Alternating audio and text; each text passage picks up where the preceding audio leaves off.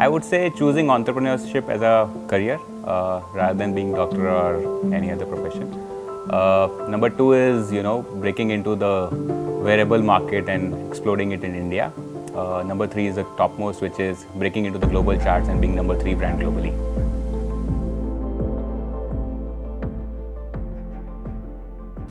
I think healthy competition is always good. It keeps you on your toes and you perform the best as an individual and an organization. But I personally believe that you should keep focused on what is right for the business and not being over bothered about what your rivals are doing.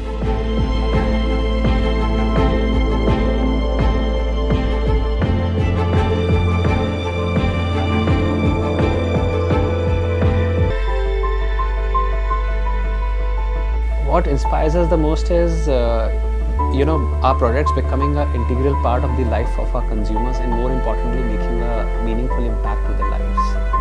That is what keeps us driving and motivated.